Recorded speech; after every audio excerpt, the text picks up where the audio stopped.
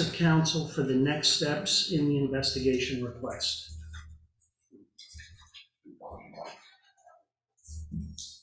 So, visitors.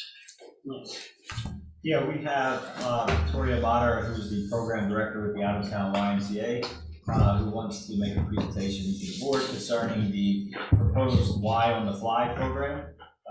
Victoria met with Tori met with the rec board at their meeting earlier this month. The rec board was in favor of implementing this program at the Reamstown Municipal Park by the pool, and she wanted to present to the board to get official approval to do so this summer. First of all, thank you for having me this evening. Yeah, so Y on the Fly is a new program for our area. It was originally designed to be used in larger cities, New York, Pittsburgh, Chicago, for underprivileged who could not get to the facility via transportation issues or whatever other reasons might have arisen for them. We liked the model of the program, so we placed some grant applications, and we were awarded a grant for the Governor Mifflin School District, and just recently got awarded the Campbell's Foundation grant for the Cocalico School District. So we were looking just to be able to go into the parks where our children are at over the course of the summer.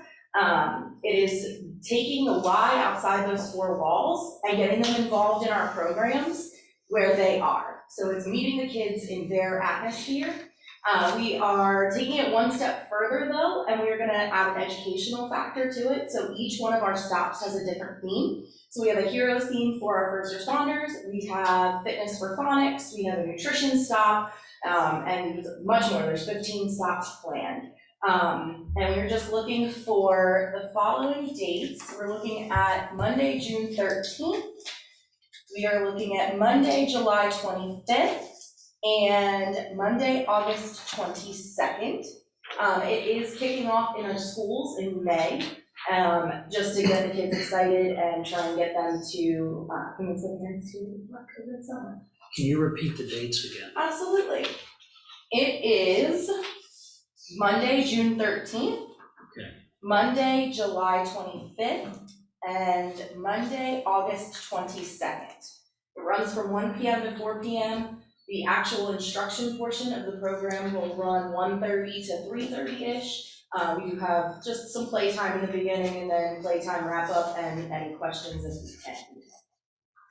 And our goal is to leave the location better than where we found it, so we do plan to take all of our trash with us and any other things that might happen on the grounds. It's a great idea. Yeah, my main theme for it is a summer disconnected. So there's going to be no phones allowed out unless it's an emergency. Going to be a lot of hands-on activity and just getting them back to what it was when we were kids and the streetlights told us what it was. So, Getting them unplugged. absolutely. And the kids sign up through the YMCA? It is a drop-in event. So no sign up? Nope, it is a 100% free event. We do have waivers that they will sign upon arrival. We are encouraging families to stay. That way the families can reinforce whatever the lessons that we teach are in their own homes. And then we do have our certificate of insurance will be presented to the township upon approval. Great idea. Thank you. Yeah. So we do have, if you, the board's inclined, we have a motion on there to approve the out-of-town YMCA to provide the Y on the Fly program in the Reamstown Municipal Park by the Reamstown Pool on June 13th, July 25th, and August 22nd. I will make that motion. And I will second that. Any comments or questions? I do have one question for you. Yes, sir. And actually for Mike. Mike, do you mind if we put that information out on our website also for the municipality, right on the front page there? Because we have that, the announcements portion. Sure. I'm actually hoping to have our scheduled tour dates flyered up and presented, able to be presented to the public by the end of next week. I can make sure to forward that to you as well as you have the official documentation. Perfect. Thank you. Yeah. Yes. Do you want, I know you said something about first responders, would you want a cruiser and maybe our big truck down there? And At any time, if you want to get hold of me, give me the dates or times, that would be great. Or which one is specifically that day. Yeah, so our goal is to have like a job spotlight as well, because some might not think of certain jobs. Our Mifflin one, we actually have a pastor coming to one, the job spotlight that, because it's actually at the church. But yeah, I will definitely shoot you an email. Thank you. Okay, any other questions? Okay, so we have a motion and a second. All in favor? Aye. Aye. Opposed, none, and the motion carries. Thank you. Thank you for that. Thank you. I want to see you out there with us. Yes, ma'am.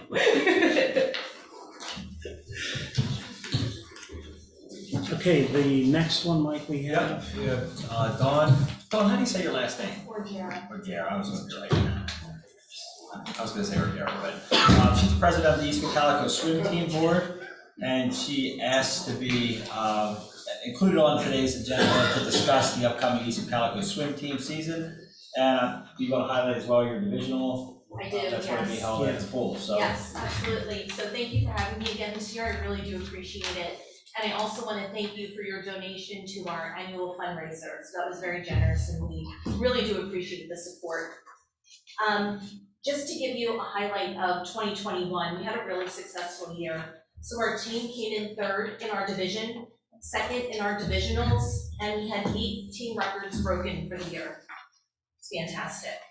I'll just do a quick rundown of our schedule for 2022. Mike already has a copy of this, but I can send another one as well. So our coaches from last year are returning for a second season. May 23rd, our season officially kicks off. We'll have drive-in for the first 2 weeks. That will start after school. June 6th, AM practices will begin. That's the first Monday after the last day of school. Our first intra-squad meet is going to be June 14th, and that's just for our kids to get accustomed to practicing in the pool, getting ready for their first official event. The rain date for that is going to be June 16th. June 23rd is going to be our first home meet. Our second is going to be on July 12th, and our third will be on July 19th. We also have our team picnic tentatively scheduled for August 8th.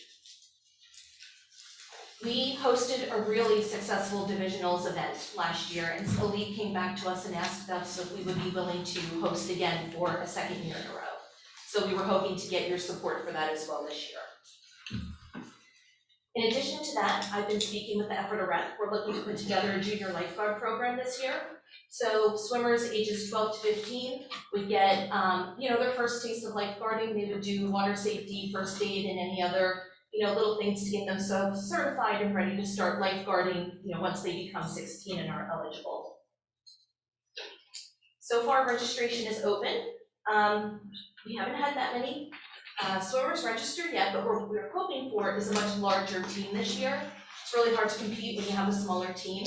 We do also offer financial assistance, so anybody that's interested in swimming is welcome to join and apply for financial aid, and we want to make sure that we get as many kids in the pool as possible this year.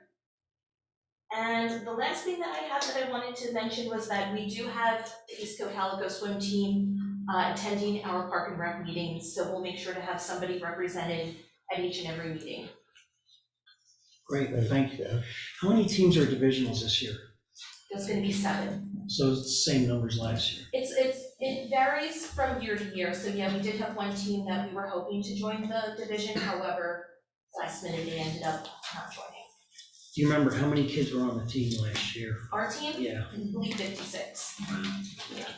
So what really happens for us is when it comes to relays, you typically don't have enough kids to fill enough relay teams, and so that's where we run into those challenges. But we do have a really strong team. Good. Yeah, Great. and some great coaches to support us. Thank you. You're welcome. Any questions? Okay. Thank you. Does that mean we have approval for divisionals?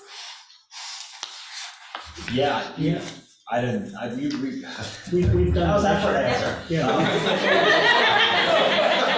I will deny whatever you take out of that. Right? Mike said yes. I said it so clear. Yeah, the board was made aware of your schedule at their Yeah. last meeting, and so everybody was on board. Just wanted to give you an opportunity to present to them and also share with the public. I really do appreciate that, thank you so much. Thank you.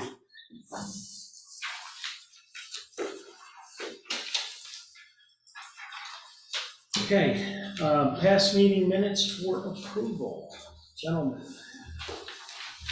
anything at all? To add, change? No, I'm good.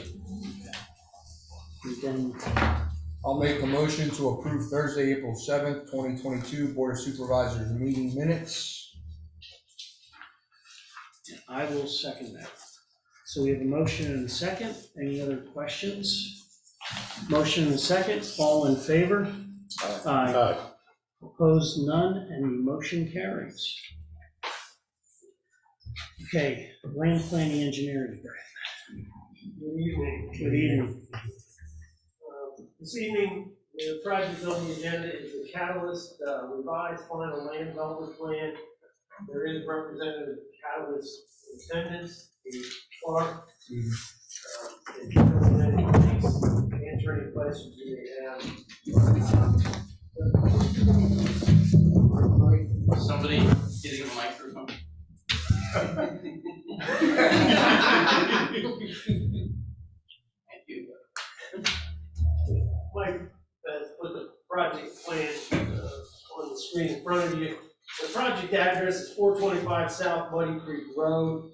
It's a approximately 13-acre parcel. It would be opposite Acme Warehouse and bounded by Trost Road and Pennsylvania Turnpike Access Road.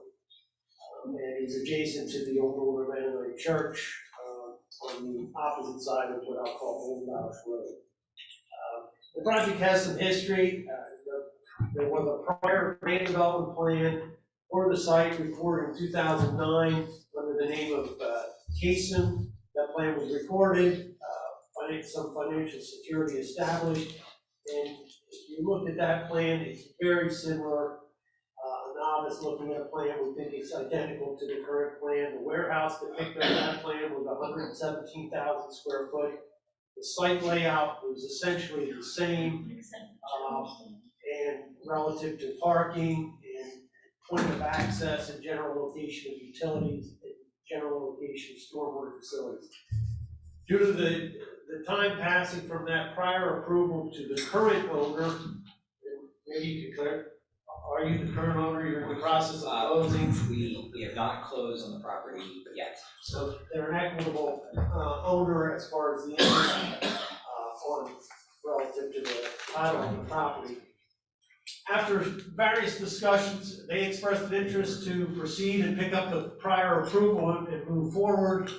Due to the length of period of time that's passed since 2009 to now, there are some issues with respect to vesting relative to that plan and what's the most appropriate way to resurrect that plan, confirm compliance with any more current ordinance standards, some of which would be even outside ordinances, outside of the subdivision land development ordinance, such as the transportation impact fee program, updated stormwater requirements, and updated requirements from the East Cocalico Township Sewer Authority. So we discussed how to proceed, how to solidify all this and document it, essentially re-document an authorization. It was agreed after discussing it with the legal representatives, both from the township and the applicant. The best way to proceed is to process a revised final land development plan, taking the old plan,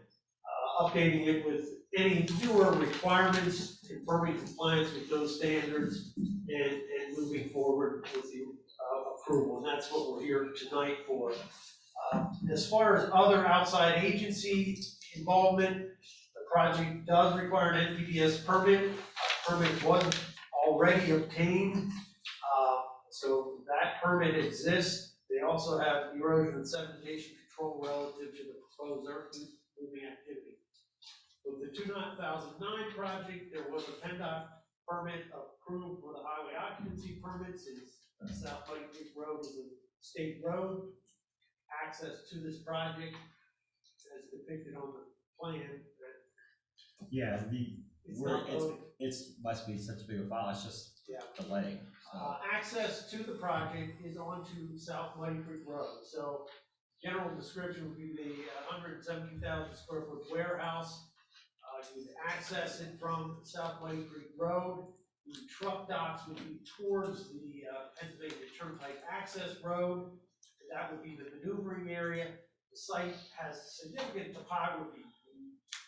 The building plateau is probably approximately 35 feet above Trost Road as you're transitioning from the turnpike to South Muddy Creek Road. So anybody familiar with that area sees how it sits up there. There's a significant amount of earthwork that has to occur to actually manipulate the top of that plateau to accommodate their proposed improvements. But they did have a prior PennDOT highway occupancy permit. Due to the expiration of that permit, they are now in the process of reobtaining that permit, have submitted, have received comments, and are in the process of responding to those comments. Township has been a participant in discussions with PennDOT, has also reviewed the highway occupancy permit plans relative to the configuration of the drive, and has indicated any questions or comments we had, being John Schick primarily from the two, Township Transportation Engineer, and those are being incorporated in the response. So the authority would be another outside agency approval. They are also in the process of reviewing the plan. I've shared some initial informal thoughts they have, and the applicant will be proceeding to confirm compliance with the authority. The fire marshal was also contacted to reconfirm any concerns they may have relative to the site, layout, hydrant coverage, access, and that was most recently done by Sharon. And there were some questions relative to hydrant coverage that are in the process of being addressed. So that pretty much sums up where we stand. There were some prior modifications and deferrals and waivers that were previously approved. Those are arriving with this project, and there's one additional one that we feel is appropriate, was requested with this revised plan, and it is appropriate to address tonight. So I can answer any other question. That's probably the quick spiel, and I think Dave is here to answer any questions relative to the applicant, the project, any other questions you may have for him, and then we can proceed with the motion. Dave, is there anything you want to add to that? Not in technical form, Brent's covered it, which I should mention that the first development project that I ever did as an individual was Brent was the municipal engineer in Penn Township, so that's kind of a fun fact. We're a Conshohocken, Pennsylvania-based company, two brother-in-laws, married girls from New York. We do this for a living, have a few sites in the county that we're working on, and forward the project. Like the existing land development approval on the site. Done a few other warehouses. We think it's a good time to do it. So we intend to start construction shortly.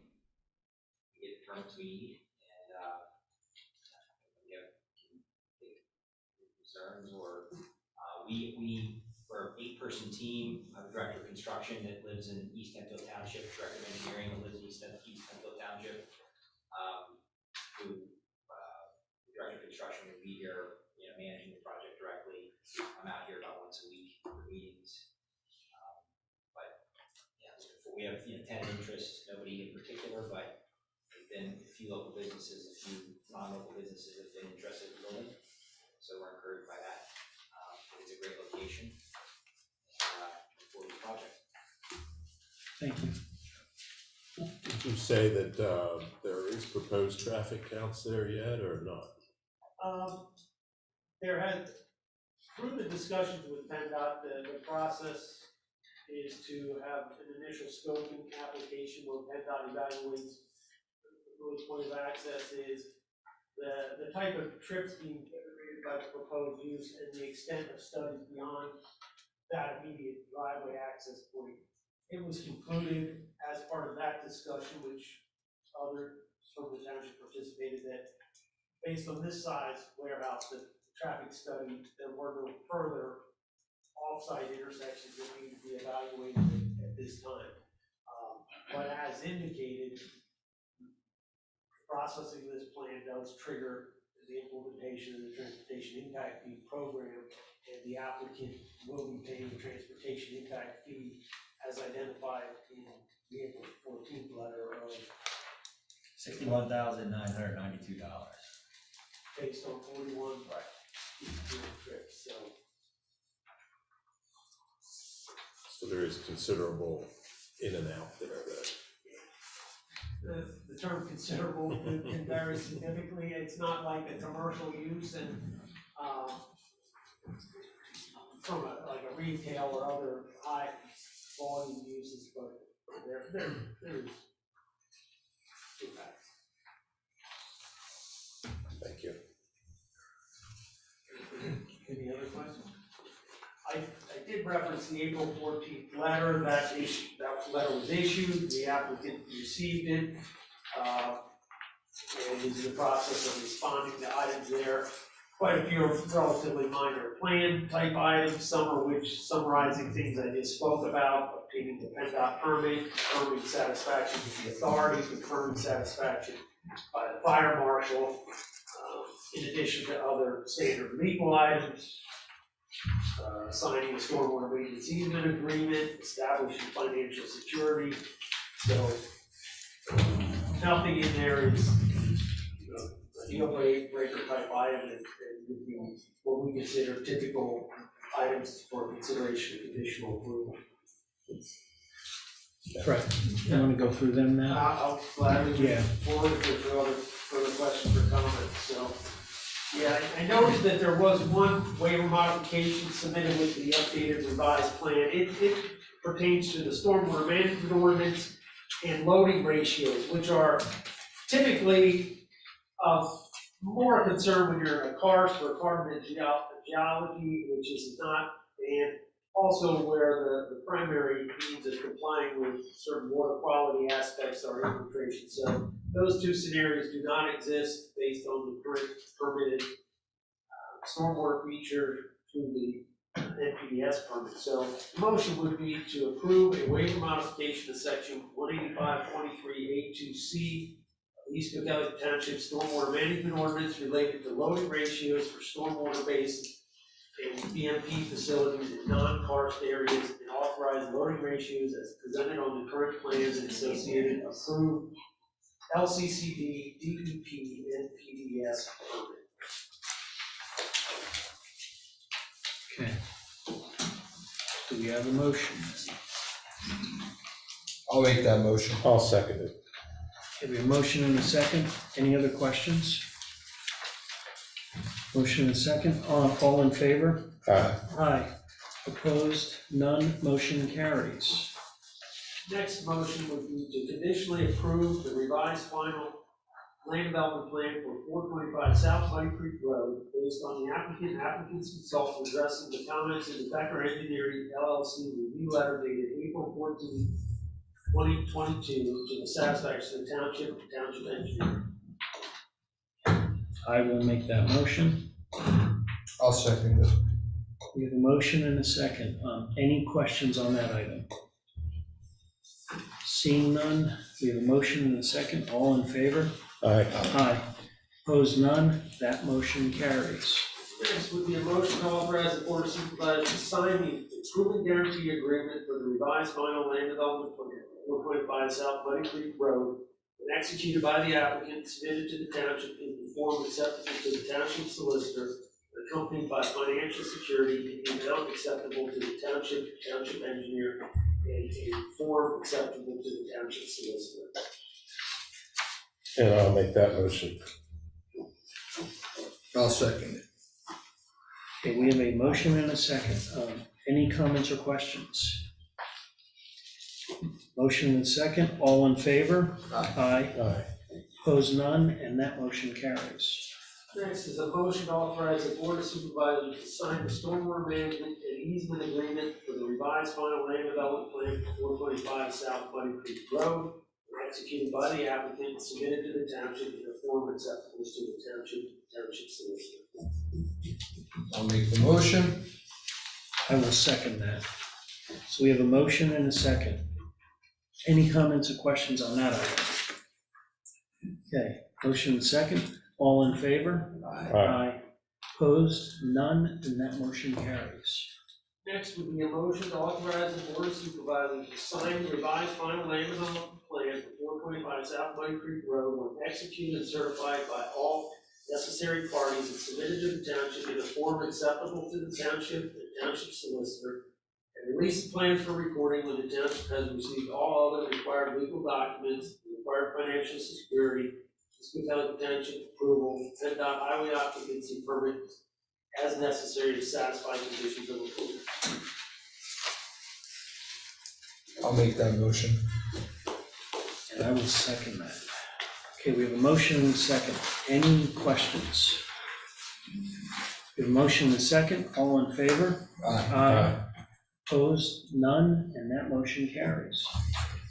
Probably worth noting with that project, we have some pre-construction discussions to understand the next steps following the approvals and so forth. And they are interested in doing some earthwork because there is substantial volume of material that has to leave the site. So as is typically the case, when there are sites available for that, that's the time to get the material off. So they do have an NPDES permit and an ENS approval, so the township's working with them to coordinate authorization to do limited activities associated with that as they are wrapping up their conditions of approval. Okay, Thank you. thank you. Anything else, Brett? I guess this is going to stick around for the discussion on the, Sure. whether you want to take it in order, I'll follow that. You want to do it now? Whatever you want, it's the next one on, we can do it, we can skip it. You good with that? Okay, so we'll bounce around. The next thing I wanted to talk about then is the proposed Hill Road realignment project, and really wanted to focus primarily on the PennDOT issue and access out onto 272 from the existing Hill Road. What's up here now is essentially like a mid-level concept plan that we've been working on as a staff and consultants with the developer and with the two adjacent property owners next to the township to look at the layout, potential layout of this roadway, how it impacts access or potentially could impact access to the existing properties or maybe even future development on there, as well as some of the requirements that PennDOT's going to be looking at and some potential land swaps or land annexations to enable to get this roadway to fit in the best way possible for everybody involved. So Sharon and I have met with both property owners that are adjacent to this site, which are shown here on the plan, to talk about those land swaps and some, you can see there's a couple triangles to the back here, which were meant to be able to make sure that curb could stay and not cut through the entire township property and also not have sort of a double swing in order to make it around the corners of those properties. There's a land swap here that's potential that would be in exchange from the developer now on a property they own. But primarily what we want to focus on is up here in this area. As they've gone through their work with PennDOT and talking with the township, it's become an issue, and I'll kind of throw this out, and Brett, you fill in wherever you feel it's necessary, that based off the signal that's going to be proposed for this, the new road and 272, and the queuing that will happen along 272 heading south, the concern is that that queuing will be back so far that making a left off of the existing Hill Road onto 272 would not be the safest way of traveling and coming out there, just from a matter of not being able to see vehicles coming out and heading north on 272 through that area. So The discussion had been to essentially, I think they even termed it a pork chop there, but to make that exit off of the existing Hill Road onto 272 a right only. You still would have a right in and a left in off of 272, but coming out, and particularly this is impacting primarily those two properties because everybody below the township building is going to have to, as they're coming up Hill Road, is going to have to take the new road to get to 272. But those access points for those properties right now are on that existing Hill Road. So we're looking at, essentially the applicant was looking for, the developer was looking for a comment, a letter from the township to essentially say that you are in support and agree with that requirement that Hill Road there only becomes a right out. I don't know if we have much of a choice with it based off of where PennDOT is with that, but that seems to be probably the safest way of getting vehicles out off of that existing Hill Road onto 272. Again, the discussions continue with those two property owners as to how that access may be, the future access may be managed in regard to what they have now, potential development, and how they may be able to tie into the new road. So here are some early sort of concepts that we've talked to them about just to try and see how we can lay that out, but they're really preliminary. It's just a matter of having a discussion point. We'd like to get both property owners eventually on board, at least from a letter of intent type of situation, so that the developer and the township can continue to move through and try and chip away at some of these questions that remain outstanding for this new roadway. Anything you want to? Pretty good. Yeah. I've had 11 months of sitting in meetings with you, so I'm trying to pick up what you're saying. John's happy he stayed at home, because Jake's probably, then you got it. No, I think everything you said is appropriate. It does, if the left was attempted to be retained, it was only to serve those two properties and possibly a portion of the development area. So the more study being performed, the more information provided relative to what that queue is, and the more advanced the discussions I've had with the adjoiners, it's the right thing to do at this point. The only purpose of tonight was just, rather than providing some acknowledgement to PennDOT or the applicant at a staff level, there was information identified and presented to the public and the board. We just thought we had an opportunity tonight just to update people. PennDOT's not going to review anything submitted by an applicant that involves a local road, being Hill Road, without the township acknowledging what's being submitted. It makes complete sense. So all we're doing here is positioning the township to at least acknowledge that we see what this is, the direction it's headed, and we understand why. And John's pretty adamant that when he sees all the information on the stacking, the potential stacking during certain peak days, that it's the right thing to do for safety. So I think that's all. Yeah. It's kind of an update so Right. that Mike and Sharon can work towards issuing some type of acknowledgement letter back to the applicant so they can advance their PennDOT process. And similar to the discussion on Catalyst, the first step in that process is initiating what intersections to study. That's been identified. Now they're studying it and they're presenting their study with comments and resolving those comments. So that's the phase this is at. That has to all be done before anybody can actually apply for a physical improvement through a highway occupancy permit. Any questions? Yes, sir. Yes, Chairman. Question for the board. On the realignment that you're showing there, you're showing the new access road coming off of Hill Road through the township property. Why we're giving away a lot of property. Are we getting anything back for all of that? I mean, that strip of land between the proposed road and the boundary line is basically useless now. Can't do anything with it. Why couldn't that road be moved closer to the boundary line? Just a question. I mean, the land was donated to the township, and now we're giving this to the developer. make it easier for them, but what are they giving back to the township in lieu of that? Anything? I understand it, but the alignment of the roadway is, if you would attempt to take that whole road and keep shoving it towards 272, it starts to bring the curve up through all the, deeper into the various project areas, making it more difficult to gain access onto that. So there are various things that relate in terms of how you can get access into these sites that is adequately remote from 272, but not too close to the curve of the road as it moves back to the hill. With regard to, how compensation, some of those discussions have occurred relative to how this approach was developed and why. Generally speaking, it's solving a project that was identified at existing hill road for signalization, which was part of the traffic improvement, capital improvement program. So there were significant costs to try to implement that project at that location. So this involves prior township transportation engineer.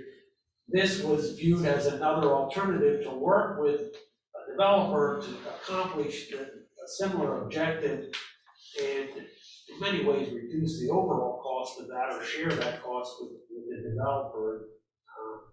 It was perceived that as it relates to Pepperidge, the transportation improvement program, the capital improvement plan showed Pepperidge Drive realigning and coming to existing hills. So there was significant costs that were part of that project to make that shift. So it's kind of taking that project from that side and flipping it to this side.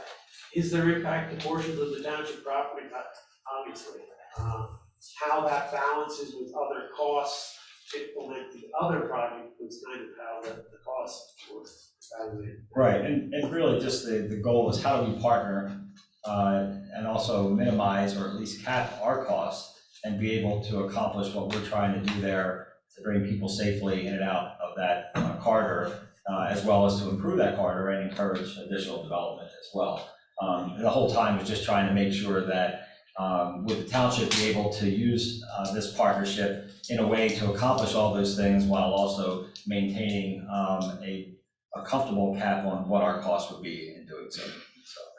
So we have worked diligent at keeping it as tight as we can. In fact, that's where some of the discussions with the adjoiner came in, because there were options that avoided any impacts to anybody, and it causes this reverse curve move back.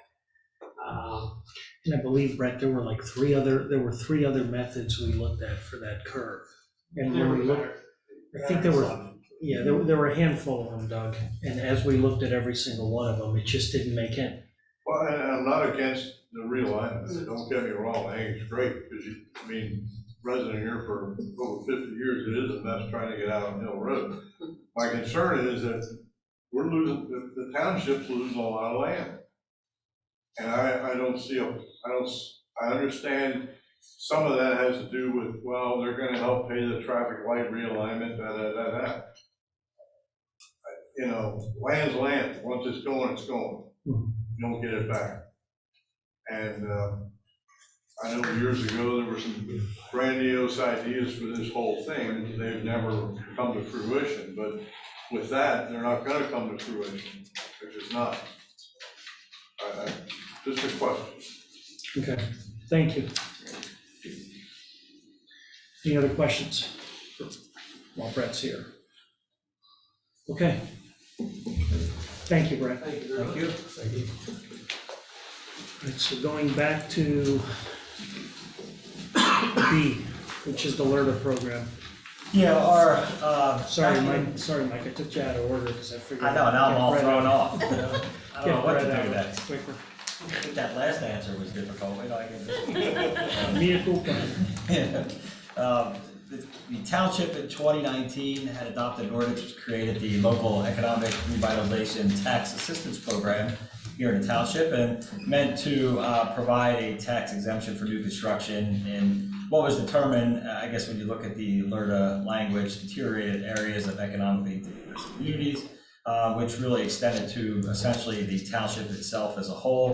The LERTA program encourages development in the township, and in exchange offers some real estate taxes for the new development to be exempted based off of a proportion over 5 years. Starts off, the taxes are exempted for 100% the first 2 years, and then gradually goes down 75%, 50, 25, and in year 6, the exemption's gone.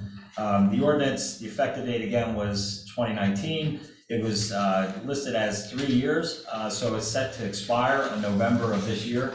So I believe at this point in time, based off the research I did, we have 9 properties that have entered into and are using the LERTA right now.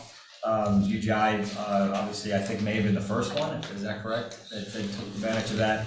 And it's something that we do discuss as developers come in for all kinds of projects here, whether it's commercial or industrial, that this is something that's available there. So we are coming to the end of this ordinance term, and what's on front of the board tonight is to try and get some direction from you as to where you feel the program should go. Is it something that we may want to look to continue to do so? We have to have some discussions with the school and the county, as well as have the solicitor draft up an ordinance, advertise, and then take steps to improve that. But the first step is to get a sense from you where you are and how you want to proceed with this. Let me just add to what Mike just said. So just for the public's knowledge, the 9 properties that are currently participating with LERTA are Dorma, Earth, Turf and Wood, Garden Spot Frame and Alignment, Ingram's Powder Coating, Presidential Cabinets, Red Run Exhaust, Stevens Feed Mill, Sturdy Built, and UGI.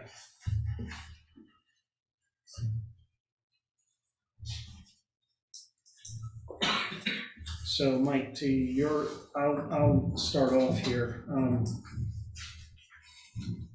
I think the LERTA program is a good program. I think it's an incentive to attract businesses to the area. I think that's how it was originally designed. I believe it was under the administration of Doug, Allen, and Noel, right? You guys were the ones that implemented it? Yes, that's correct, and Scott Russell was the manager. Okay, so I think it's something we should seriously consider continuing as the program is, as it's exactly as it is. I think it's been successful. I think it's a good catalyst.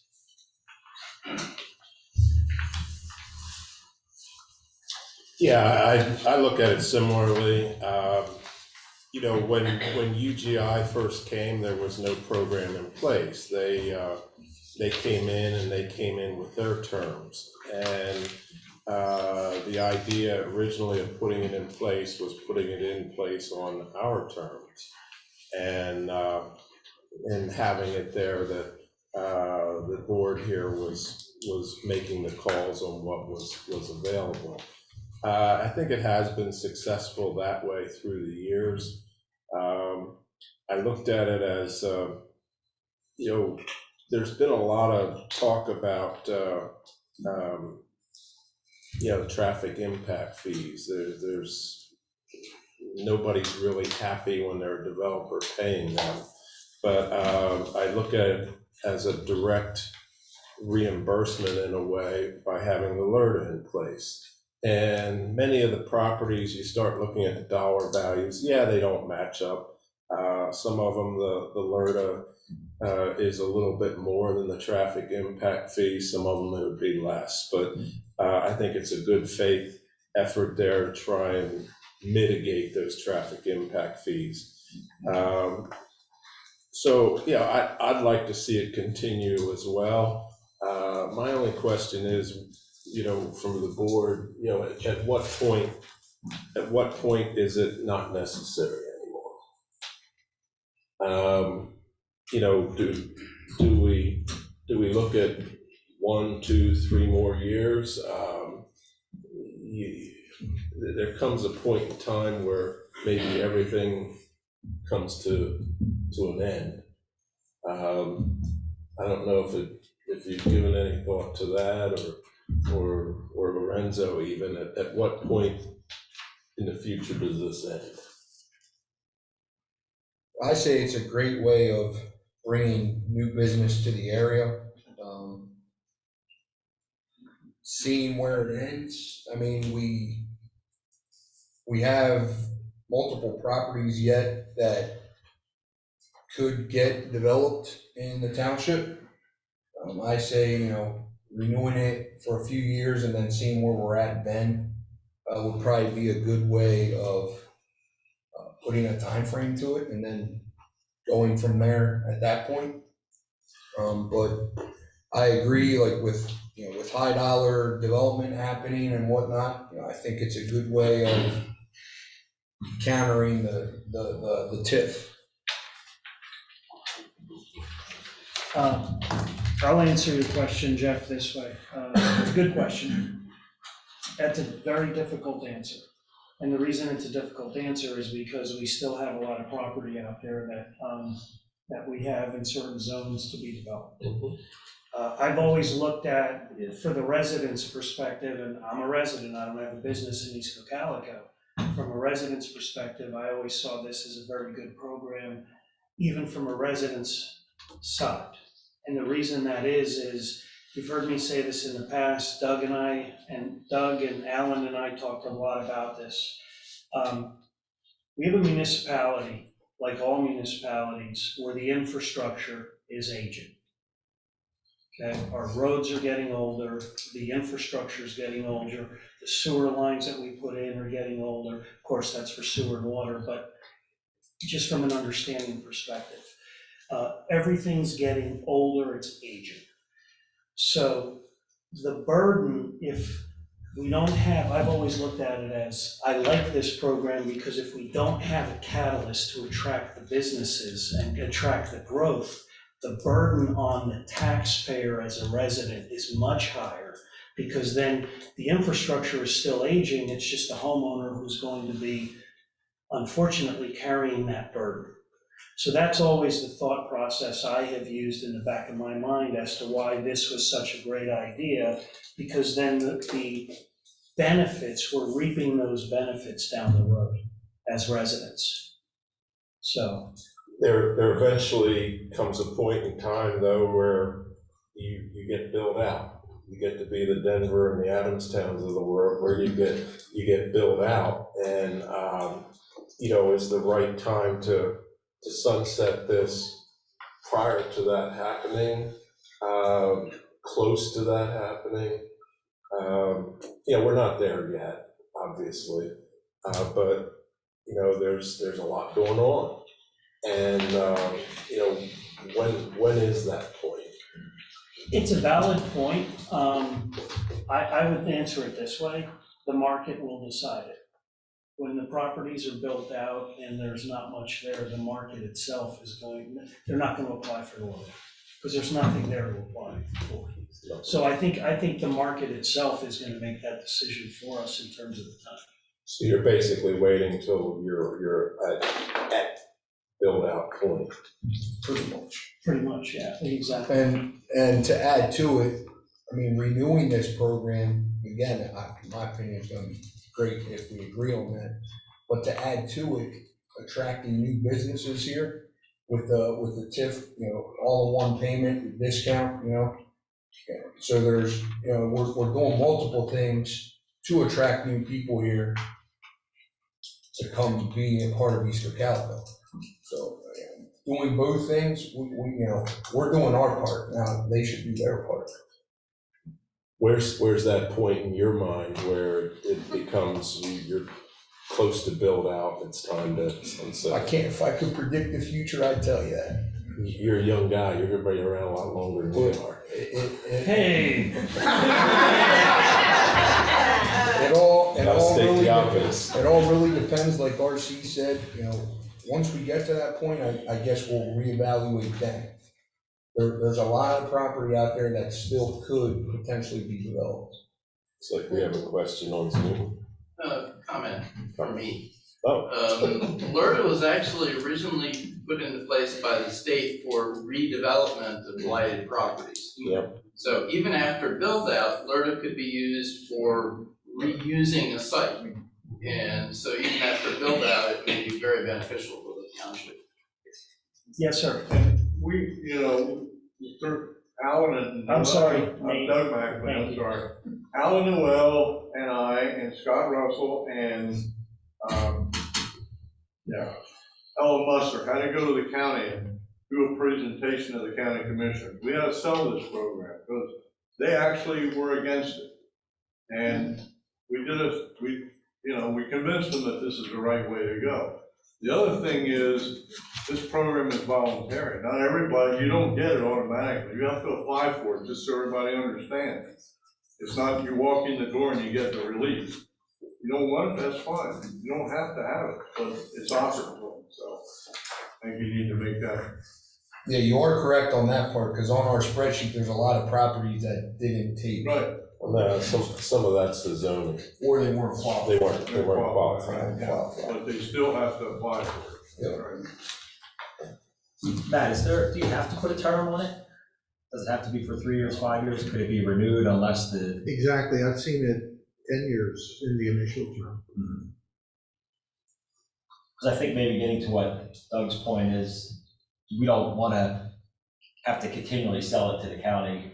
Right. If we've done that hard work, and we make sure we kind of keep that. So maybe not to do a year by year type thing, but if you do a little bit longer, then that buys a little bit more time instead of having it, because who knows who could be on the county. Yes, ma'am. Lori Zimmerman, as a taxpayer and a resident, I would like to see the program continue just because of, like Mr. Mackley said, to have to go and try to restart something that's in process and working. I think of that big, what used to be a nursing home up on that hill, up on what was Bill Drive and things like, that's something that's an aged structure that's just massive. I don't know if that would qualify, but, something, we have things that over time will deteriorate that someone could use and come in and, need to be able to, rebuild rather than see deteriorate. When I think of other areas in the county that have had things that have just aged and deteriorated. So, our townships, we've got a lot going for it. And we do need to have the offset. And our taxes aren't the lowest around here. So, we need to keep our infrastructure in good shape and keep going here. So, I'm all for this. Thank you. Thank you. Yes, ma'am. Can I take my Y hat off Yes, and put the regional planning hat on? but only if you state your name first. It helps Lisa with the minutes. Sorry, Lisa. Tori Motter. Thank you. So, Y hat on, planning on.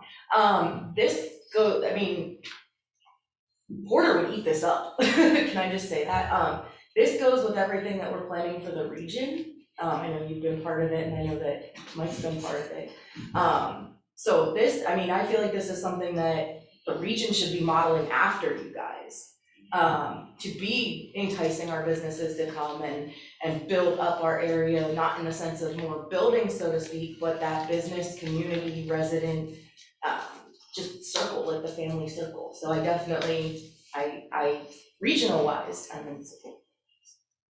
Thank you. Thank you. So Mike, what do you need then?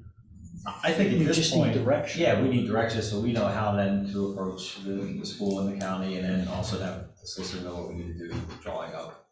All right, so in terms of direction, my opinion is, you heard what I said. I think this is a program, it's a great program. We keep it in place. And I think we let the market really decide what the longevity of the program is. It's my opinion. I agree, but I don't think we should put an end date, because like Mrs. Zimmerman said, there's a lot of older properties in the area that are deteriorating. Let's say someone wants to come in and buy that property and take advantage of LERTA and they qualify, that'll bring new people. Although we're all built out, there might be old properties that could still take advantage of it. So I personally would like to see it with no end date. That's probably something we're going to need to negotiate with the county and the school district taking your instruction that you would like a longer rather than a shorter period. Who knows where they're going to come out on that? So instead of a 2-3 year, maybe we'll try for a 10. Understood. I'll still be 45.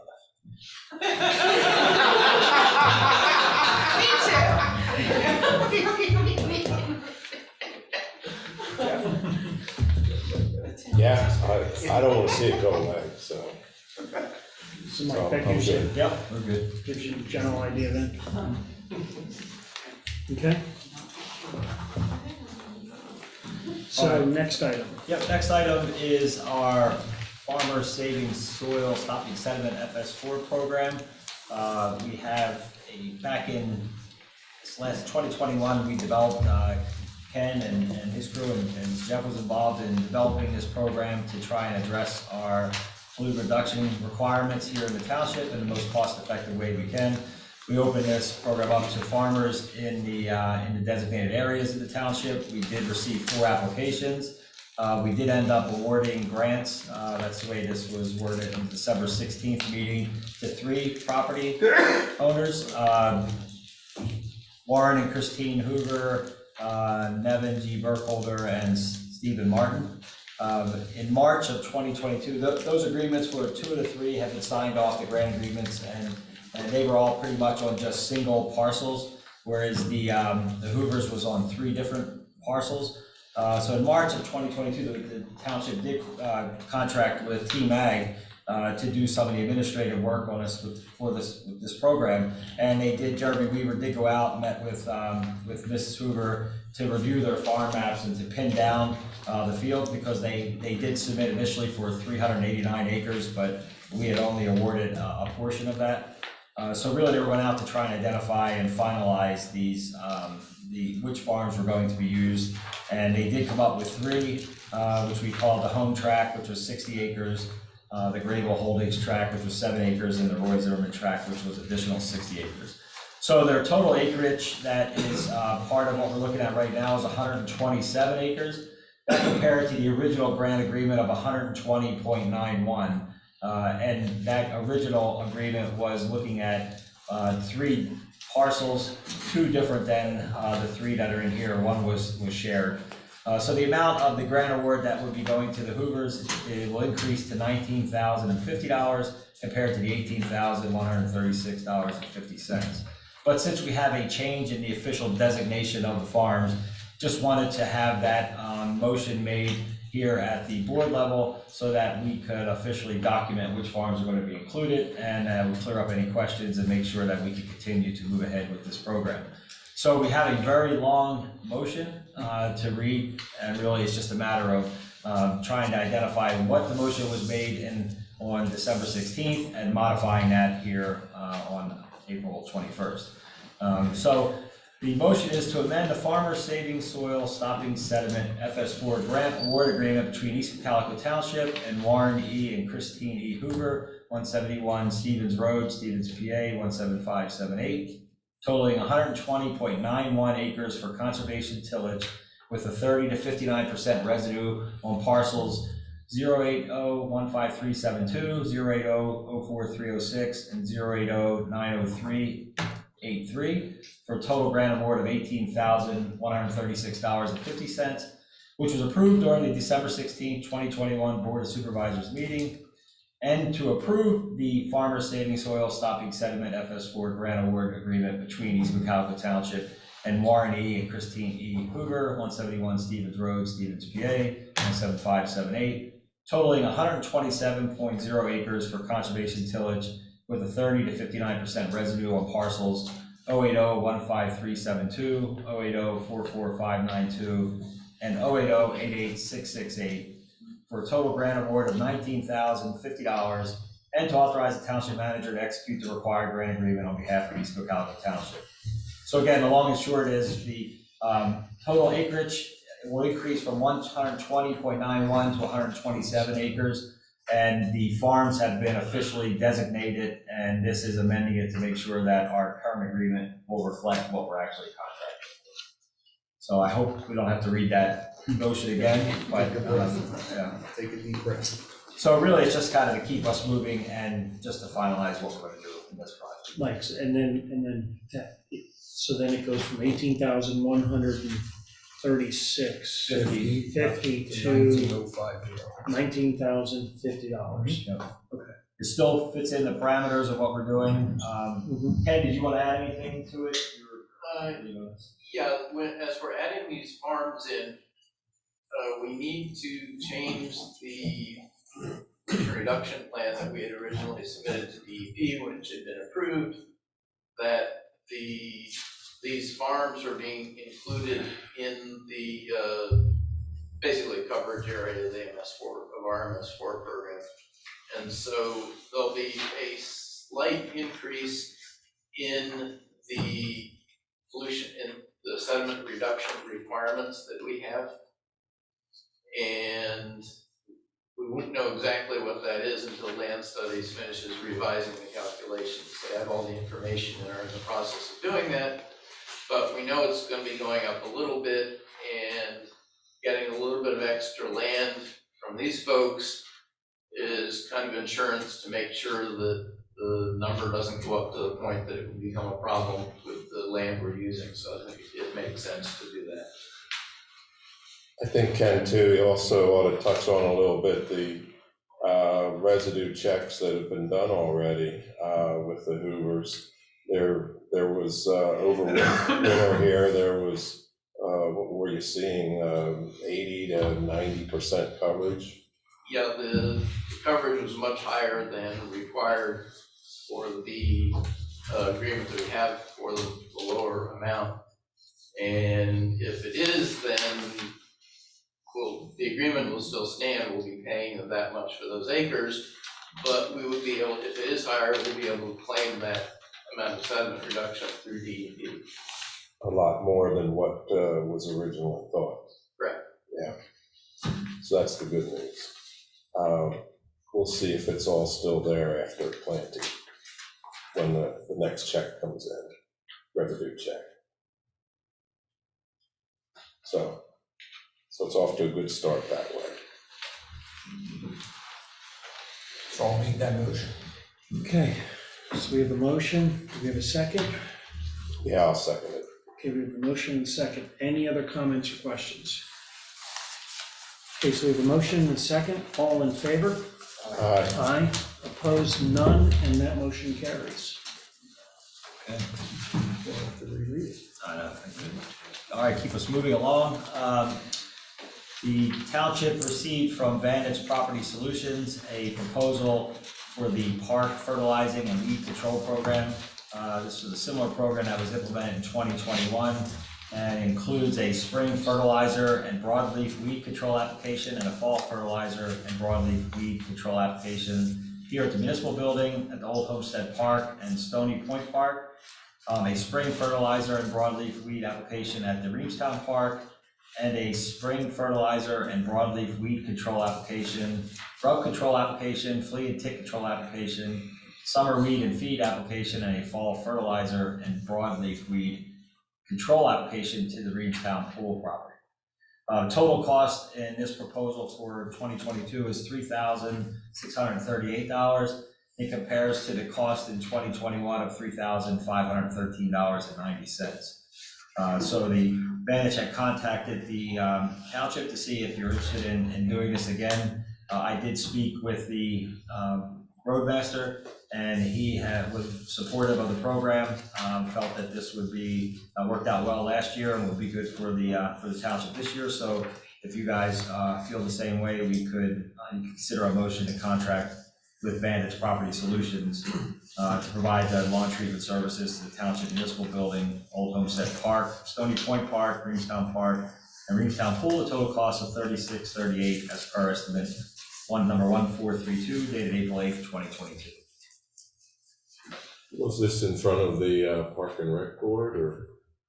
No, this, because I guess primarily it was covered by the township before, as opposed to as a general maintenance item than it was for the Park and Rec Board. Ms. Chairperson, do you have a comment?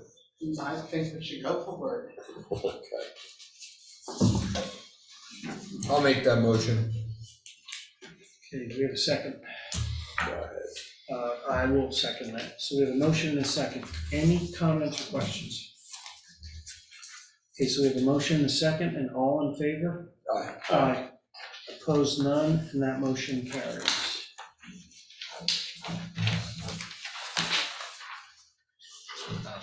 So, All right, just a couple quick update items under my report. PennDOT did notify the township that this summer they are going to be doing some highway improvement, milling, concrete pavement, patching, overlay, pavement markings, and signage updates on Route 222 and the 8836 interchange ramps A, B, C, and D to Colonel Howard Boulevard in the township. So they had asked for the township to submit essentially a municipal notification response just to let them know what's going on there, what utilities we have. I did send it to the land planning engineer, transportation engineer, submitted to the chief, the roadmaster, and the authority, gathered information, resubmitted that out to them, and provided PennDOT with that information. So just really as an update for the board and for the public that there is going to be work on 222 this summer and on the ramps there at Colonel Howard Boulevard as they make those repairs to those areas. So, any questions? But nothing on the boulevard, huh? No, not yet anyway. You mean about coming up further? Milling and replacing. There was some early discussion last year about the possibility of trying to find monies to do that. But right now, this is the only thing that we received notification on. So we'll still need to get our cars aligned every 2 months. Yeah, I get tired of the Humpty bumps there, just on I the thought that was a boulevard. warning system, this was. That it is. Speed bump. Yeah. Well, we will continue to reinforce that with PennDOT. Maybe it needs to move a little further out of that. Okay, the next item is Lancaster County had, the commissioners have ARPA money, like we've all received a direct set of ARPA monies. We'll get our second part in June, I guess. We had the first half last year. They have essentially $106 million that they had received, and there's monies that now they are considering making available to municipalities and authorities on a rolling basis to start to do projects in our communities. This money can't be the main funding source for it. It can't be, we can use this money to augment other monies that we may have. We can also use it to match ARPA monies. But they were trying to accomplish specific projects, infrastructure, water, sewer, broadband, clean water, public safety, law enforcement, EMS, technology modernization, workforce development, planning, and or mitigation for disease prevention and affordable housing. It's a pretty simple application form, and it is, again, it makes me a little nervous when I hear the rolling monies because you want to get moving as fast as you can, and that's kind of why we have it up here, is just want to make you aware of it, but also begin to talk about maybe some potential projects that the township may want to consider so that we can put together a proposal, get some costs, and get our name in there so that we can get a portion of this money if possible. We had talked about last year, if you recall, when we were going through our budget, looking into the possibility of addressing the culvert right here outside of the municipal building that floods on the other side by the police. Maybe we could do something there that we could use some of the county money to match our own money to be able to make that improvement, save some money doing that. I did share it with the authority, made sure Scott was aware that they have quite a bit of infrastructure projects that are going on this year and that they're eligible to apply for it as well, and we can assist wherever we can with that. I know we've talked internally within, is there a way that maybe the municipalities in the Cocalico region could do a joint type of project, which would make us a little bit more, where we get funding, we'd be looked at a little bit better in that application. We have a regional meeting coming up next week. The thought was maybe we could discuss that at the regional meeting to see if something does jump out that way to do a regional project. Really, it's just an opportunity. If you have any thoughts, get on your radar, start thinking about maybe there's a project that you're aware of now, or maybe someone from the community might throw some out that'll help us kind of tailor this to where we want to go, and then we want to make sure we get our application in as soon as possible to get funded. I guess the only comment I would make, We have one of our fire chiefs here, and we talked in the past about all right, we have two of them here, all right. Back on White Oak Road where it continually floods, and how many cars were swept off of that in the last few years there? You said there were several, I think. We're usually there once a year, at least for somebody stuck in that bridge to the high water. Yeah. So it might be something to look at. Between the culvert out here and or the one back on White Oak Road, they're consistent flooding problems when we get these big rains. So it's something to think about. Okay. Next one, Mike. Okay, next is the Wabash Road signage update. We did receive our authorization from PennDOT concerning the traffic studies that were done by Vertu. We actually did two of them. One was initially covering the section of Wabash Road from Line Road to 272, and the other one was looking at Wabash from 272 to Reevestown Road. So PennDOT did approve the prohibiting all trucks from turning right from Line Road onto Wabash Road. You are still allowed to make that left-hand turn onto Wabash Road from Line Road. And then restricting all trucks over 30 feet in length on Wabash Road with the exception of local deliveries, and that's between North Reading Road and Reevestown Road. So we've had the engineers, they did the study, and we got the results back to PennDOT. We've begun the process of ordering and receiving the signs that we're going to need to post. And we did provide a summary to the township solicitor to get this ordinance drafted up so we could advertise and then actually then put the signs in and take the other signs down. We did look to, since we're trying to save some money and do one advertising, also look to make sure we identify no parking, stopping, standing, or parking on South Muddy Creek Road and Trost Road, both sides, to try and address some tractor trailer type parking that's happening now on the sides of the roads that aren't safe. I want to make sure we have that all in order, particularly with tonight's development that may be coming down the road and what we're seeing out in that area. So I just wanted to kind of update, since this seems to be an issue that we've talked about on regularly at our meetings. I follow some of the social media, so I know when things are happening out there, even if I'm not there. And the Ekmans have been here, and you've contacted me many times to explain what you're seeing out there. So the process is moving along. It's not getting any better though, by the way. It's not getting any better. We tried to help a truck back up the other day and somebody just took off right through our property. And that really kind of gets us to that second part you had asked about. This will cover, the actual what's allowed to turn there and how it's allowed to turn, but then we are still dealing with eventually when PP&L will relocate that pole, then we have that curb area by your property that now is pretty much mud, I would assume. Yes, pretty much. I would appreciate it if you guys would come down and actually look at the property and come and talk to us, so maybe we can figure out something to do. Because when that pole's down, that's not gonna stop anything. Yeah. It's not gonna stop anything, it's just gonna make it worse. Dominic, and it'll be a big, wide open area. And we don't know exactly when the pole's coming down, but I'm pretty sure it's not gonna be too low now. Because if they don't take it down, a couple more trucks at it, it'll be down. So we're trying to balance what we can put in that area that could be safely put in there. At the last meeting, I think the transportation engineer had provided some information concerning those sort of rubber post markings that show you when you're there. You can run them over, they're supposed to come back up. That's not going to stop anyone from going through there. He indicated the one way that you can improve at least the issue with the mud and all that is to expand the macadam there, but then again, that's still going to push more trucks that are going to be closer to The road used to be like 2 feet from, not even 2 feet from the road to our yard. Now it's like 6 feet from the road to our yard. I mean, in on our yard, it's already in like 6 feet. Where people are driving and just going across your grass and making it. Well, what used to be grass. What used to be grass, now it's on mud.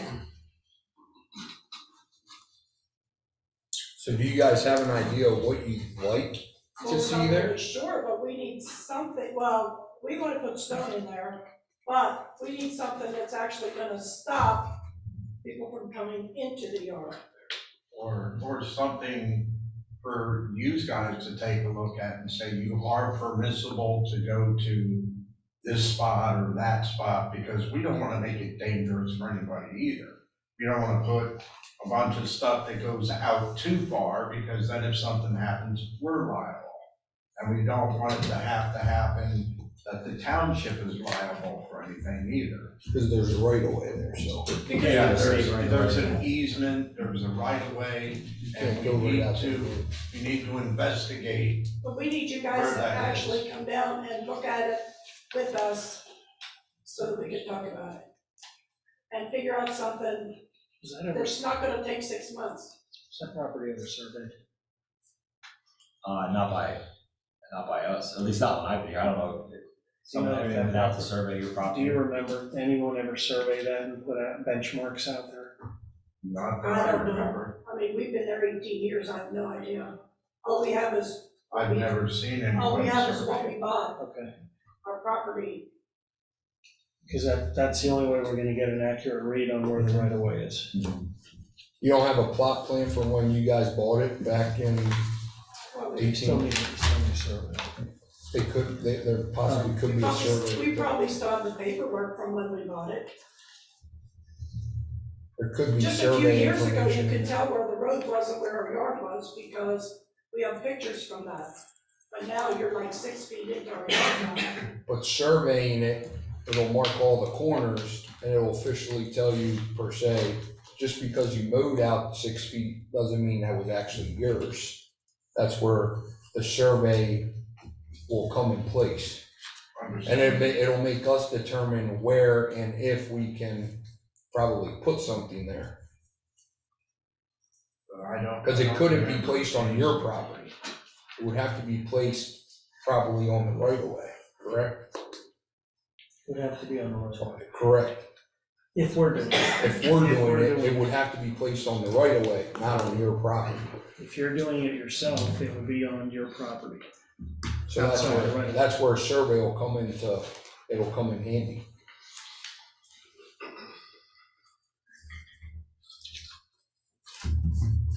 So it continues, but we're crossing things off. It does, but the easement issue, I have a guy, I actually called the guy and had him, he stopped today, and he's gonna look at there, but he said, what are your easement rights?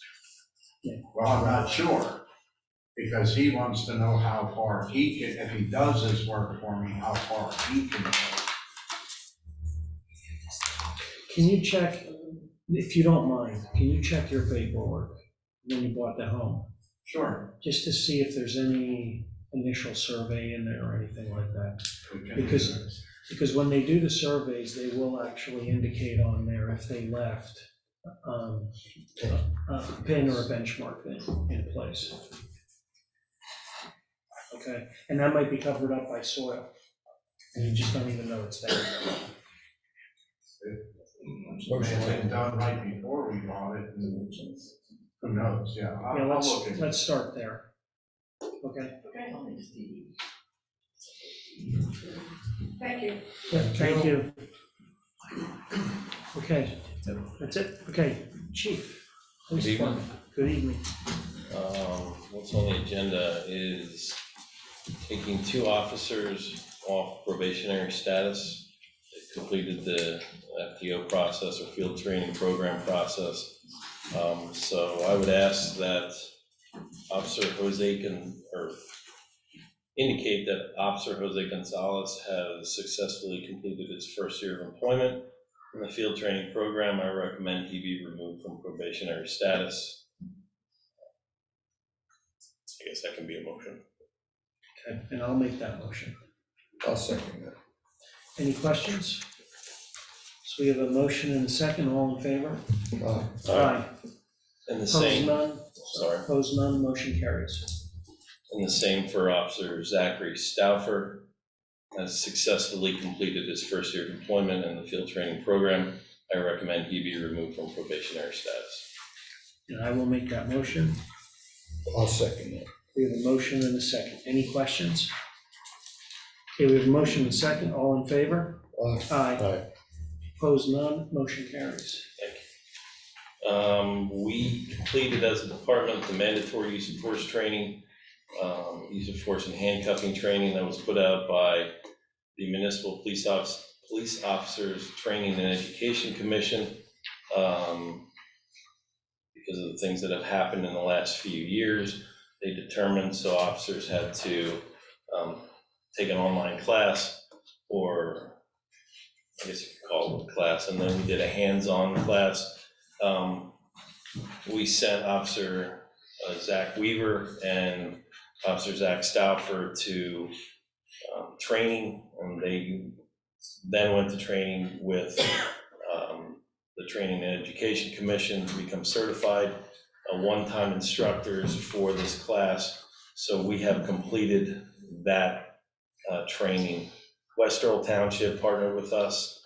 We assisted them. They did not, have any instructors.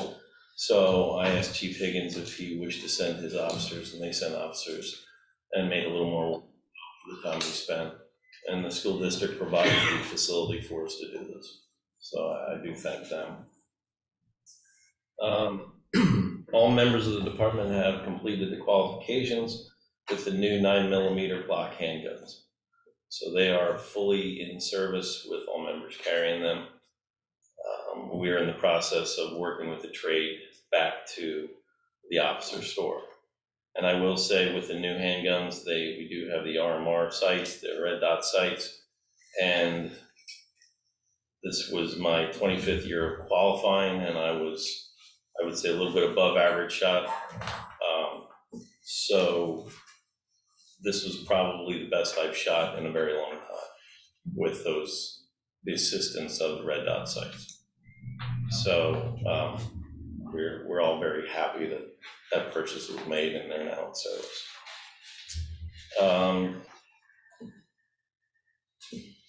3 officers will be attending the first class to become certified in accident reconstruction. The class is a 2-week class, Monday through Friday, 8 hours a day. Manor Township Police Department sponsored it, and they're really trying to get more officers involved in the crash teams throughout the county. The county is divided into different sectors. We're under Crash Team 1. With retirements, the numbers on Crash Team 1 were getting lower. So I had 3 officers volunteered to go to the first class. The second class, which is also a 2-week class, will be sometime in October. Officer David Fisher, who retired a number of years ago, was an accident reconstructionist, and Sergeant Chris Projan, who I'm expecting is going to most likely be retiring in the near future, is also was one of our accident reconstructionists. So this will help us just within our department to have these officers begin that training and get certified. And finally, the speed aggressive driving enforcement details have begun. Details were held on Hahnstown Road. That was yesterday, and East Lancaster Avenue in Denver Borough. The top speed on Hahnstown Road yesterday was 76 miles an hour. So these are very important that we're doing them. This is through the grant program. Today's details were in the 100 block of West Swartsville, or 897, and Main Street in Denver Borough. All those details, 31 citations were issued. There is an additional 2 details tomorrow, which I won't disclose their location, but there are going to be details in East Cocalico. I'm sorry, Waze will have it about 10 minutes before you drive through. Right. So we were out and about. Hey, that's fine. If it gets people to slow down, I don't care. So we're out and about and using the grant money that's given. This is the first block of money we were given. So wow, that's all I have. Keep up the good work. I appreciate that. I will pass that on. Any questions for the chief? Okay, thank you, Chief. Sure.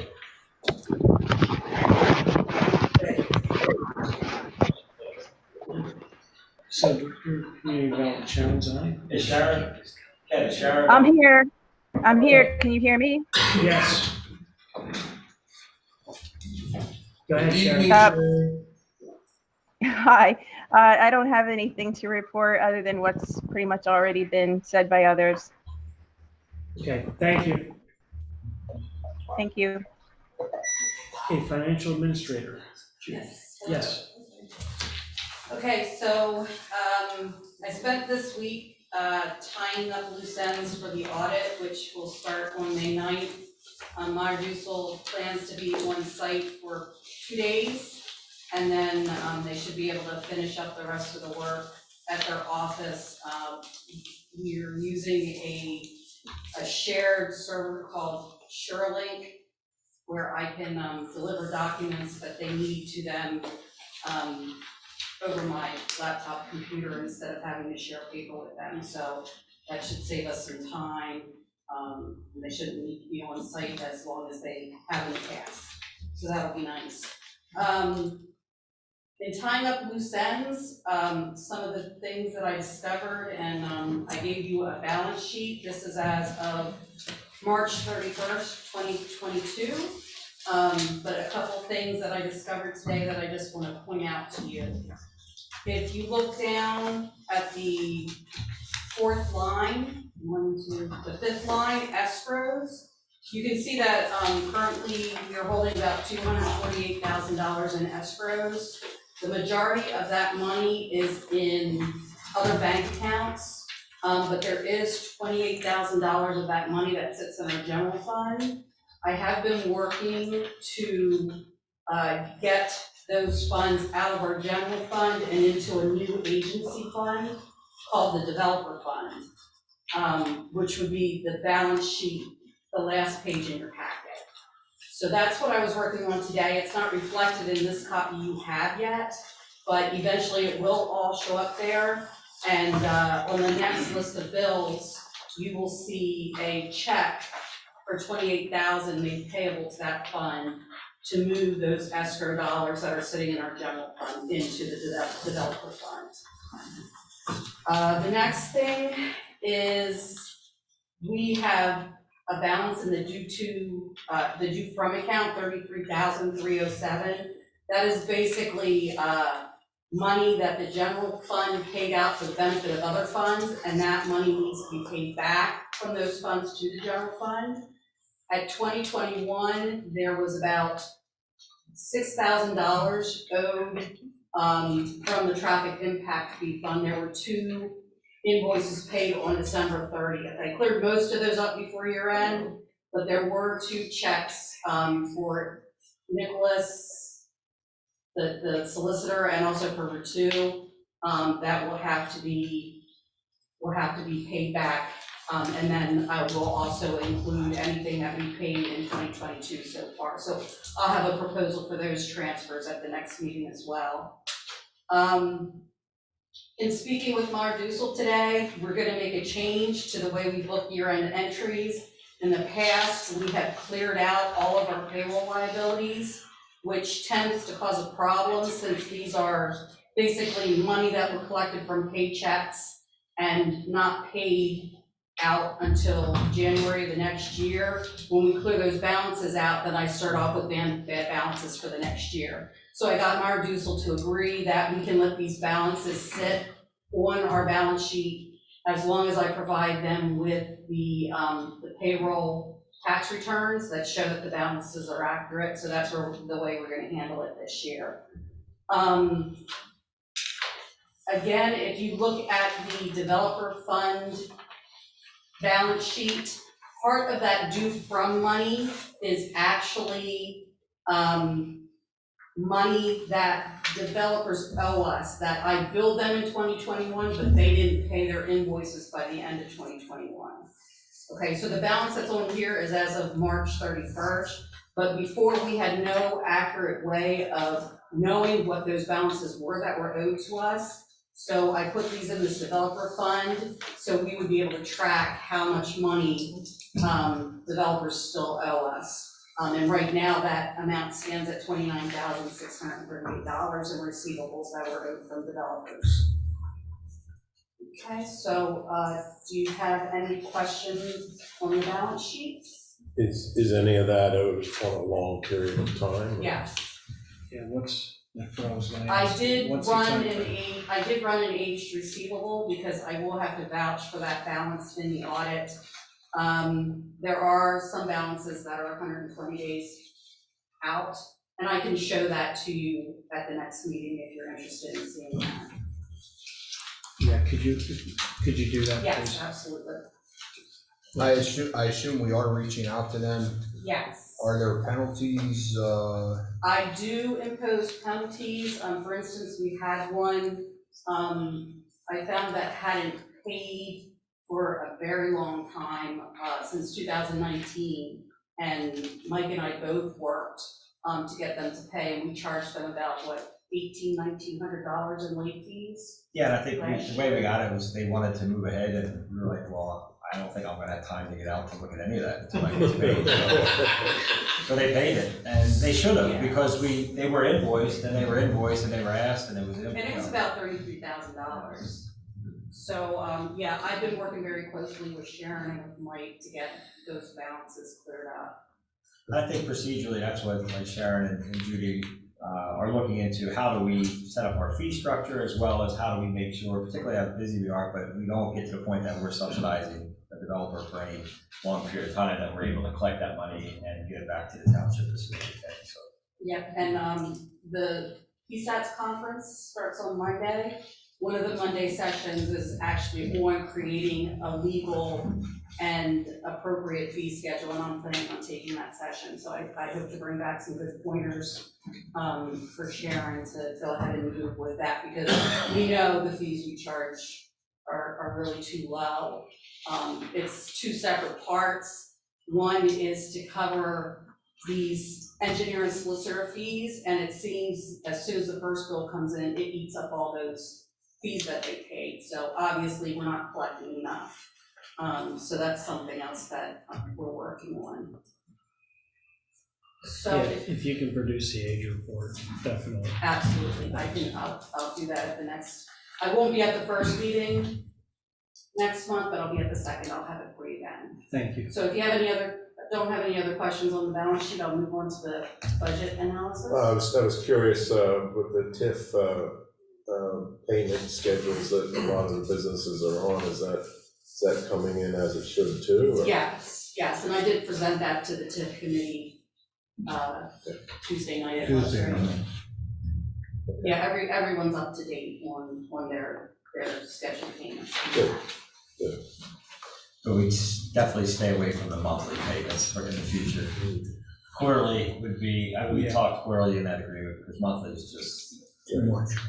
Yeah, I do bill them. It takes me maybe 20 minutes to produce a bill and to keep all the records, so it's kind of costly to do that. Understood. Go ahead, Ken. Yeah, this is just a comment from Sharon Young that she's working on the new fee schedule now.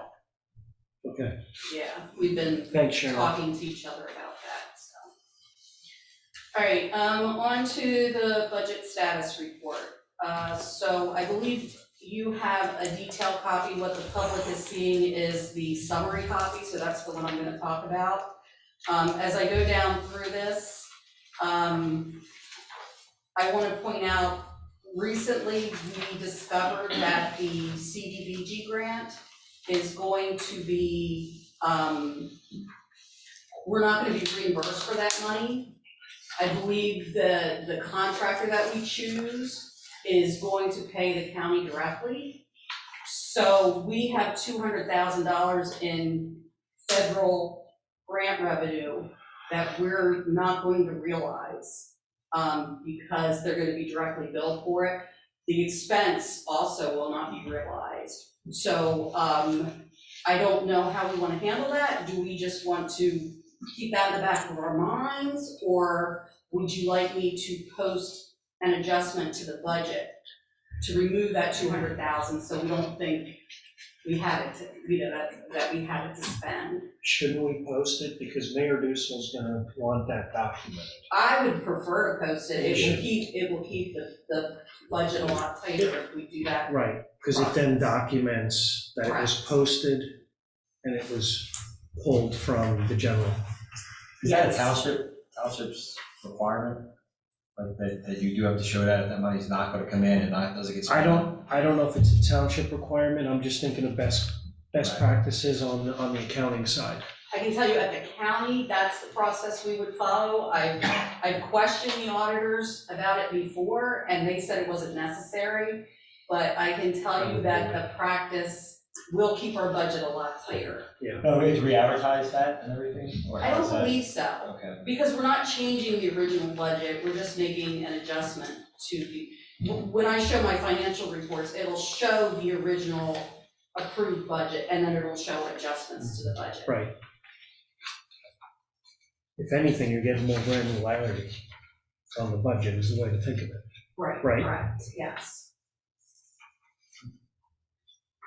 All right, we can see that the state revenue is at 72% collected of what we budgeted, and that's because of the extra money we received for the recycling, which we talked about in February, I believe. And then you can see in community, we're already over budget on that. That line is specifically for the DA drug task force donation that we gave, that we approved back in February. So that's why that line's over budget. If you look at the traffic impact fund, you can see that we're way over budget on the engineer, the traffic engineer line. And that is simply because the bills that are for the Church Street and 272 project are going into that line. And probably what I need to do is review those bills and move some of those expenses down to the traffic signals and signs line to be covered by that $25,000 budget that we have there. Okay, So I will have that fixed for the next. So you're allocating all of that Any, to 31.00. yes. Okay. Any bill for Route 2, I've been putting to that line, but that's probably incorrect because it's not just for the, the consulting that they do for the traffic impact, it's actually for the work on 272 Church Street, yes. Right. Okay. And then you can see on the state fund, we're also over in revenue simply because our state allocation came in for a larger amount than what we thought it would.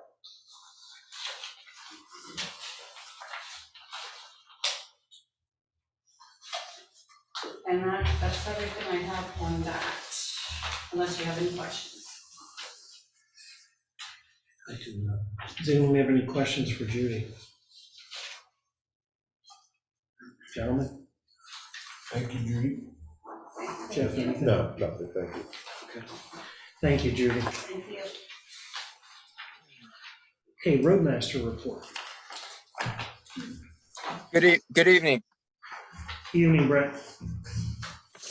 All right, just a couple update items I have for you tonight. On the new salt shed building, Roadmaster has met with staff members of East Cocalico Township, as well with Casey Kirshner from Becker Engineering to go over plans and ideas for new salt shed and storage bin. It's my understanding that Casey from Becker Engineering is preparing a stormwater plan for the township highway shop. Mike, is there anything you can add to that? Based on conversations with Casey? Yeah, that's, we went out and looked and just saw where we were going to be extending the shed itself to look at what was underneath there. There was some impervious already, but then we also looked back and saw there was some additional stone that was put in for the lane and some other areas where things are being stored. And the thought was, like we would ask anyone else to do, we want to make sure our plan meets what's at our site and we comply with our ordinance. And so that's what Becker's doing for us, and it's going to be part of what we're going to be including in for us to look to move to that salt shed. So really just taking care of what we need to take care of on our property. Correct. All right, continuing my list here, the pool coping through Henley Masonry is ordered and is expected to be arriving in 3 weeks. Bruce Henley also stated once that work starts, it will take 1 week to replace from start to finish. Kind of to piggyback off of what Mike had said earlier about Wabash Road, just to confirm that the signage has been ordered through Garden State Highway Products. March 30th, 2022, all road crew members attended a PA One Call conference. Looking spring and summer. We are currently preparing for the planting day on April 23rd, 2022 at Fishing Creek Park. Road crew has dug out the 20 holes needed for the trees there, which, like I said, that will take place on April 23rd. Street sweeping was completed by Martin's Paving Incorporated between April 11th and April 14th, 2022. Roadmaster has been in contact with Route 2 in reference to the next steps in our road improvement projects. All bid award emails have been sent out to appropriate contractors. The next step, which we're probably about a month away until we get all the contracts back and insurance bonds and everything like that, we'll set up on-site meetings and scheduling date of proposed work. The fall Cocalico Tree Service has completed the ash tree project as well as the stump grinding at Fishing Creek Park. Road crew is currently in the process of filling these holes with topsoil and reseeding these areas. We started down there today. As far as filling the holes, we are not completed down there. We hope to complete that, filling the remainder of the holes next week. And just to give you a heads up, an update on the pool cover will be taken off Monday, April 25th. And then Dan, the pool man, will be coming to the site on Tuesday or Wednesday to start the process of getting the pool up and running and to make sure we don't have any mechanical issues with the pool leading up to the start date. And that is all I have for my report tonight. Okay, any questions for the roadmaster? None? Thanks, Brett. Thank you, Brett. Thank you. Okay, MS4, Ken. Yes, as you heard earlier, we have the updated agreement with the Hoovers for the use of their farm. And so that project is essentially getting underway fairly soon. We're approaching planting season, not quite there yet, but getting close. So that's, everything seems to be in order there. The community development block grant, the pipe relining in Jamestown Heights subdivision. The video inspection and cleaning has been completed, and we have received the report and videos from that. And we have transmitted those to Becker Engineering, to JC and Josh Kennedy, who are working on preparing the bid package. So those can go out to bid and we can get the actual main project moving on that. Let's see, that's the main thing I have. You will note there's a bigger TV up there this time. The work in here has been finished except for the minor glitch we've had with the sound system. It turns out the equalizer has a problem in it. It's one of the parts that we used from before, and they said they have another one they can swap out for us. So that sometime in the near future, hopefully we can get that taken care of and eliminate the audio problems. And now that this is done, the old TV's been freed up and is going into the conference room. When I started today, I'm putting together the setup for Zoom. There's a handful of small parts I need to take that, and they're going to put up the road crew's going to put up the TV for us shortly. So the our dedicated Zoom setup will be operational probably within a week. And that's all I have for right now. Any information about the last meeting, what pipes in our pipes, Did that situation get resolved? We have talked to both companies. They've been made aware of the problem. They have indicated that they will fix it. So I don't have dates on that. We'll monitor that if I haven't heard from them in a while, but it's gonna be quite a while till sort of our deadline, and that is because we still have to go out on the bids for the pipelining and the actual work will start after that. So it's probably at least a couple months till the pipelining project is gonna be initiated, and that's the time at which our deadline is for getting the cross bores taken care of. Thank you, Ken. Okay, any other questions for Ken? Okay, thank you, Ken. Okay, treasurer's report, Jeff. Okay, once again, we have multiple payments. We have a total general fund of $12,641.72 with a starting date of April 8th to an ending date of April 20th. Any questions on those bills as presented? Yes, sir. I guess it's the page 3 in the back there, Cocalico Tree Service, and then we just. Are you on the right list? Am I ahead of you? That one's coming. Okay, sorry. That one's coming. Hold that thought. Yes, we'll get there. Anybody else? Seeing nothing, I make a motion to approve. And I will second that. So we have a motion and a second. All in favor? Aye. Aye. Opposed, none. The motion carries. Okay, and we also have a hydrant fund of $16,110 with a check date of April 21st. Is there any questions on that? Seeing none, I make a motion to approve. I will second that. So we have a motion and a second. All in favor? Aye. Opposed, none, and that motion carries. Okay, and the next one is an electronic payment of bills, which would be payroll of $82,445.06.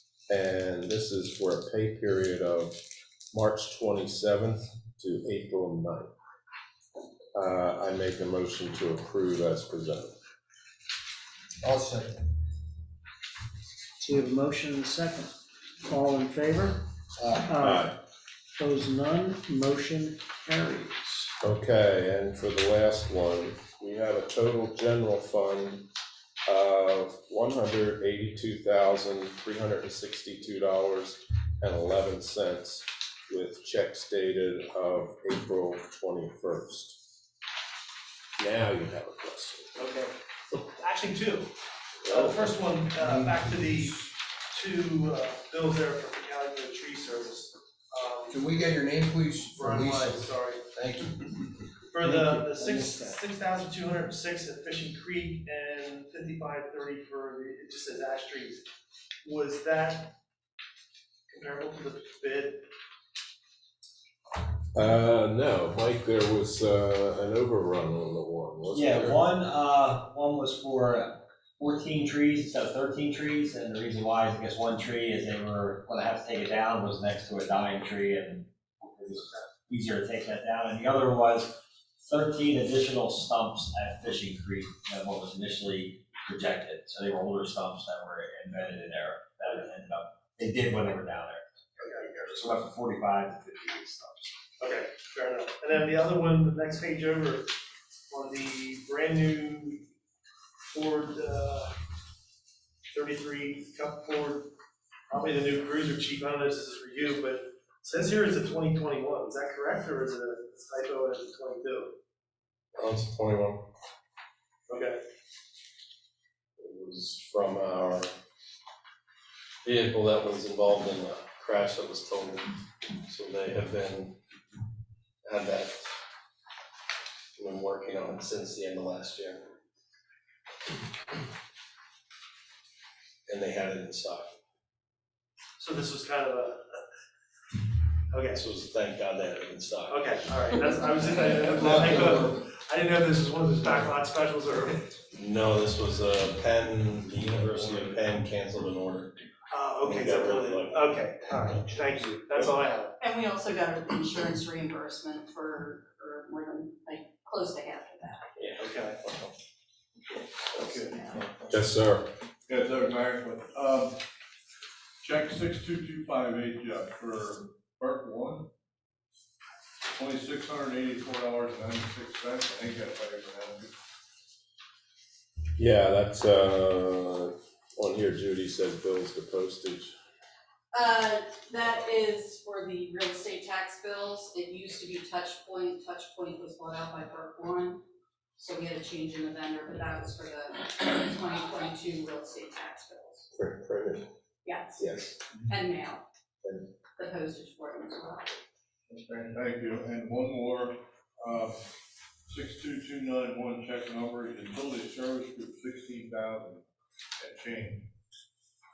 That's the company doing the cleaning and televising of the solar lines in Greentown Heights. Okay. Yeah, thank you. Anybody else? Seeing nothing, I make a motion to approve as presented. I'll second. Okay, we have a motion and second, and all in favor? Aye. Aye. Opposed, none, motion carries. And that is the treasurer's report for tonight. Thank you. Okay, do you have any old business for tonight? Well, we can announce that I was informed this afternoon, the East Cocalico Township Facebook page is official. It's officially live, correct? Correct. Okay. Thank you. So make sure you like it. I was the first one to like it. Okay, any new business? None? Okay. Public comments for non-agenda items, again, please state your name clearly, helps Lisa with the meeting minutes. Yes, sir. Brian Wise, just a quick question, I don't know if I should direct this to Mike or to the board or to Sharon or whatever, but with the recent fire at Booz Aluminum, has anybody reached out to them as far as, what they're gonna need now as far as permits and, just a. Yeah, the zoning officer, when the fire happened, we were working close with Scott Aki to make sure if there was anything needed from us, either to placard the building or whatever may have needed to be done. And he had indicated that they were comfortable where they were, they just wanted to make sure that we worked with the property owner to make sure access was closed off to the facility. So we did do that, we reached out to them, and the zoning officer was over there today as well. Today's Thursday, he was there today to stop over just to make sure if there was anything else that was needed from our end that we were aware of. Okay, yeah, I lived it firsthand with the tree fell on my house, so Sure. it's just, While you brought that up, I'd like to personally thank all the fire departments in the area. That was a quick response. It could have been a lot worse. And the police departments. And the police departments. I stopped by there for a little bit and they were on it. So thank you to all the first responders. Okay. And even from a part you don't see, Ken from the MS4 was over during the event just because there was concerns of people spraying water on that and what was running off. To make sure he responded to some adjacent property owners to have a plan and to make sure that they were heard as well as to what they may need to do or not do concerning firefighting. Any other questions? Yes, sir. Doug Macklin, just, I'm gonna preface my comment by saying I'm not ready to get rid of Mike, but I haven't noticed anything in the minutes. How are we doing on the search for a replacement? Yeah, I'll answer even though you threw a butt in there. The last week, the timeframe had ended for the applications. We received 11 of them. They've been distributed to the board, and we're trying to work through the short list and develop this first round of interviews. So you got 11? Yes. We just received, Mike gave those to us recently, so we're in the process individually of reviewing those all individually. Thank you. And I think the plan is what we've always done, Doug, which is then probably independently come down with our own ranking on a short list and then sitting down and comparing those with any interviews. Well, again, I'm not ready to get rid of it, but. There's that butt again. He might be thinking. Maybe. We keep working on it, but we keep saying that. Any other questions? Yes, sir. Don Miller, just to reiterate with Ken, for the utility wires going through our pipes. I know you said we have plenty of time for working in the communication and utility business. It's better to give them a timeline now, so they can get their engineers involved and plan for it. Because if you wait till the last minute, it's not gonna happen. I think they were notified, right? Yeah. Yeah, I understand that, but. You just say to have it, knowing that we may have a date that we think that we'll be rolling out to start lining those, that we're gonna wanna work back to that, Sure. to give them a timeline to go out. You probably set a date if you want me to, like, say, give them 2 weeks, 3 weeks, before I contact them both again to find out the status. I'd stay on top of it. I'd stay on top of it. Just a recommendation. Okay. Yeah, thank you. Any other questions? Yes, sir. Donnie Stover, I don't know, a year or two ago, I bought him about the light at 897 and 272 is the only light in the township that doesn't have the Opticom. And just to fill you guys in, a few weeks ago, there was a reported fire at Bowman Hat Factory. And at that time, our engine and Reamstown's ladder truck got that light at the same time. And if you're coming from 5 Pointville, they had the green light. Everybody else had red. So you had 2 fire trucks sitting there, and we're looking at each other, who's going, plus the community, the cars there were a little. So I was wondering if we could look at trying to get that Opticom on that light soon, so we could, since it's the only one that doesn't have it, and I've only noticed one of our young kids was in the back of the engine one time, they took a video. And watching the video, because of the eye doctor and then the antique shop and stuff there, people coming from Adamstown can't see, so as we're coming up to the light, they have no clue that we're even there until we're getting out to that intersection, so it'd be nice if we could work on that, so for our safety. Okay, that's the 897 and 272. Yeah, it's the only light in the township that has one. Okay. Okay, never mind, Garden Spot don't have one, I thought they did. So what are the 2 intersections that don't have them? Half of that's east. Half of it's east, so. Garden Spot Road and 272 and 897, Is 272. that ARPA funding? Well, that's my question. That's an ARPA item. Lori's, They that was come gonna in, be my yes, question. Yeah, Lori, yeah. They come in handy because Tuesday going to Boost Aluminum, we came up Hill Road and we had no trouble going down past Spur Road and stuff because the light changed and everybody didn't, it clears, what it does is it turns the light green at the way we're going and it allows the traffic to move out of the way, but it keeps everybody else red. Right. So we get it, it frees it up for us to go. Yeah, that's definitely an ARPA item. I wonder, how does that work if 2 of you are getting there?